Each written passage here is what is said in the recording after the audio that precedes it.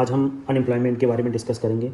अक्सर एग्ज़ाम में अनएम्प्लॉयमेंट से रिलेटेड बातें पूछी जाती हैं और पूछा जाता है कि अनएम्प्लॉयमेंट क्या है, क्यों अनएम्प्लॉयमेंट बढ़ रहा है, ये मेंस से रिलेटेड है। मगर न्यूज़ में अनएम्प्लॉयमेंट बहुत ज़्यादा चर्चा में रहता है। उसका रीज़न ये है, हमारे पास ह्यूमन कैपिटल और डेमोग्राफिक डिविडेंड बहुत है। उस डेमोग्राफिक डिविडेंड को यूज़ करना बहुत ज़रूरी है। तो अनएम्प्लॉयमेंट रेट ऑलरेडी ज़्यादा है, तो इसलिए प्रीलिम्स में इससे रिलेटेड क्वेश्चन बन सकता है। पहले आप जान लीजिए कि लेबर फोर्स पार्टिसिपेशन क्या होता है, वर्क फोर्स पार्टिसिपेशन क्या होता है, एम्प्लॉयमेंट और अनएम्प्लॉयमेंट की डेफिनेशन क्या है। देखिए, जो लोग बिल्कुल काम नहीं करना चाहते हैं और काम के लिए अवेलेबल नहीं है, घर पे पड़े हैं, उन्हें काम से कोई मतलब नहीं है, ना उन्हें काम कोई करना है, वो लेबर फोर्स में नहीं आते हैं, वो आउट ऑफ लेबर फोर्स हैं। जो लोग 1 घंटे के लिए भी काम के लिए अवेलेबल हैं और जो काम करना चाहते हैं, उनको लेबर फोर्स में इंक्लूड किया जाता है। जब लेबर फोर्स में इंक्लूड किया जाता है तो लेबर फोर्स को एम्प्लॉयड और अनएम्प्लॉयड कैटेगरी में बांटा जाता है। एम्प्लॉयड कैटेगरी कौन सी होती है? एम्प्लॉयड कैटेगरी ये होती है जो लोग काम कर रहे हैं, वर्किंग है, और अनएम्प्लॉयड जिनको काम नहीं मिला मगर वो अवेलेबल है। तो ये बेसिक डेफिनेशन थी लेबर फोर्स की, वर्किंग एम्प्लॉयड की और अनएम्प्लॉयड की। और जो लेबर फोर्स में पार्टिसिपेट नहीं कर रहे हैं, उनको काम चाहिए ही नहीं,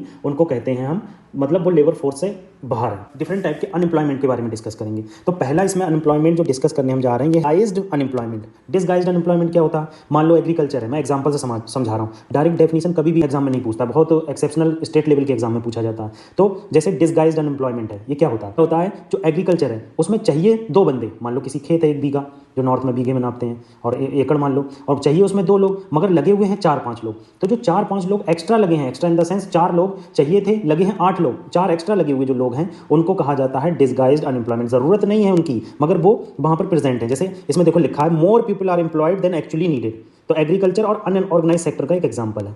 तो हमने यहाँ पर जान लिया डिसगाइज्ड अनएम्प्लॉयमेंट। अब सीजनल अनएम्प्लॉयमेंट जानते हैं। सीजनल अनएम्प्लॉयमेंट क्या होता है? जैसे एग्रीकल्चरल लेबरर है, अब उन्होंने काम तो कर लिया खेत में, मान लो जून में चौहड़ा लगा, जून में गेहूं की बुआई हुई, धान की बुआई हुई जून में। धान की बुआई होने के बाद क्या हुआ कि उनको कोई काम नहीं मिलता है, तो एग्रीकल्चर लेबर को सीजनल अनएम्प्लॉयमेंट हो गई। वो खाली घूमते हैं, उनके पास अपने स्किल एनहांस करने का कोई साधन नहीं होता है, उनके पास कोई जॉब नहीं होती है, तो इसे सीजनल अनएम्प्लॉयमेंट कहते हैं। ये अक्सर गांव में बहुत ज़्यादा मिलेगी, क्योंकि गांव में इंडस्ट्रीज़ नहीं होती हैं, गांव में कोई शॉप्स बहुत कम होती हैं, पॉपुलेशन बहुत कम होती है, तो लोग एग्रीकल्चर में काम करते हैं, फिर उसके बाद घर पर बैठ जाते हैं, उनके पास कोई अलाइड सेक्टर नहीं होता। इसको अलाइड सेक्टर के थ्रू एनहांस किया जा सकता है। सीजनल अनएम्प्लॉयमेंट को, सीजनल अनएम्प्लॉयमेंट खत्म किया जा सकता है through allied sector. Allied sector कैसे क्या हो गया कि आप जानवर पाल लो, आप मधुमक्खी पालन कर लो, आप ट्रीज लगा लो, आप प्लांटेशन कर लो। इस तरह से हम सीजनल अनएम्प्लॉयमेंट को खत्म कर सकते हैं। अब अगला पढ़ते हैं स्ट्रक्चरल अनएम्प्लॉयमेंट। अब स्ट्रक्चरल अनएम्प्लॉयमेंट का वर्ड ही है कि स्ट्रक्चर में चेंज हो गया। स्ट्रक्चर में कैसे चेंज हो गया? मान लो किसी कंट्री में कैपिटल फॉर्मेशन होना बंद हो गया। मान लो जिम्बाब्वे है, जिम्बाब्वे में क्या किया, स्ट्रक्चर चेंज कर दिया उन्होंने, इतने नोटों को छापा कि नोटों की वैल्यू गिर गई। तो इस तरह से क्या होता है कि कंपनियां जो है वो अपने प्रोडक्शन को कम कर देती हैं और उस कंट्री से जाने लगती हैं। तो ये एक स्ट्रक्चरल अनएम्प्लॉयमेंट है। इसमें क्या होता है कि जॉब आपको नहीं मिल पाती है। Mismatch between the job available in the market and skill available workers. मतलब इसका डायरेक्ट यही मतलब है कि आपके पास जो स्किल है वो जॉब नहीं है मार्केट में। कई एग्जांपल स्ट्रक्चरल अनएम्प्लॉयमेंट में आ जाएंगे। कैपिटल फॉर्मेशन नहीं हो रही है, इकोनॉमी का स्ट्रक्चर चेंज हो गया, इकोनॉमी एग्रीकल्चर बेस्ड थी, इकोनॉमी जो है वो कम्युनिस्ट बेस्ड थी, कैपिटलिस्ट बेस्ड हो गई, एग्रीकल्चर बेस्ड थी और इंडस्ट्री बेस्ड हो गई। तो ये स्ट्रक्चरल अनएम्प्लॉयमेंट है। अब साइक्लिक अनएम्प्लॉयमेंट देख लो। साइक्लिक अनएम्प्लॉयमेंट जैसे इकोनॉमी की साइकिल ऐसे चलती है। साइक्लिक अनएम्प्लॉयमेंट, रिसेशन आता है, ग्रोथ आती है, फिर हाइप आता है। तो इस तरह से ये बिजनेस साइकिल होती है। तो रिसेशन में क्या होता है, इकोनॉमिक ग्रोथ डिक्लाइन। इस तरह के अनएम्प्लॉयमेंट को कहते हैं cyclic unemployment. Can you understand? Cyclic unemployment India में बहुत कम पाया जाता है। उसका reason agriculture sector. Agriculture sector कभी भी हमारे इंडिया को साइक्लिक अनएम्प्लॉयमेंट में नहीं जाने देता है। तो इसलिए एग्रीकल्चर जैसे इस तरह की इकोनॉमी, इस तरह की सेक्टर की बहुत इंपॉर्टेंस होती है जो ऑलवेज अवेलेबल रहते हैं। जैसे एग्रीकल्चर, अगर मान लो कोई कंट्री पूरी इंडस्ट्रियलाइज है, वहां पर कोई भी स्टेटिक सेक्टर नहीं है जो ऑलवेज आएगा। एग्रीकल्चर हो गया, जैसे प्लांटेशन हो गया, लाइट जानवर हो गए, तो वहां पर क्राइसिस बहुत तेज इमर्ज होता है और कंट्री एकदम दिवालिया हो जाती है।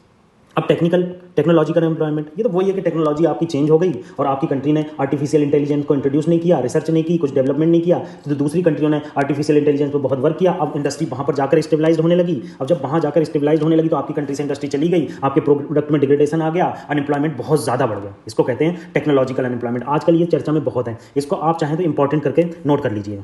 फ्रिक्शनल अनएम्प्लॉयमेंट बहुत ईजी है। क्या होता है, कुछ लोग जो है जॉब ढूंढते हैं, सर्च करते हैं जॉब। मतलब मैंने क्या किया, मैं किसी टीसीएस कंपनी में मान लो जॉब कर रहा हूँ, मैंने कहा मेरी सैलरी कम है, मैं जॉब छोड़ के दूसरी सर्च करूंगा। तो मैंने उस दौरान जो जॉब छोड़ी और मेरा खर्चा हुआ, उसी को फ्रिक्शनल अनएम्प्लॉयमेंट कहा जाता है। मैंने आपको डायरेक्ट सीधे सीधे लफ्जों में बता दिया।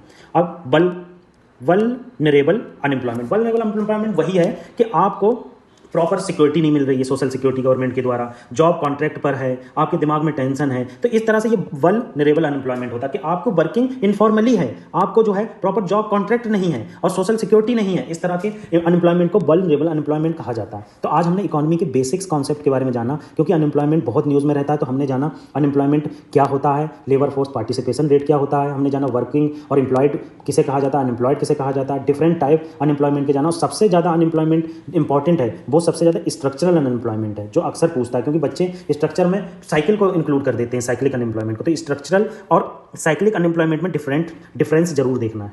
तो इस तरह से ये हमने लेक्चर पूरा किया। Thank you so much.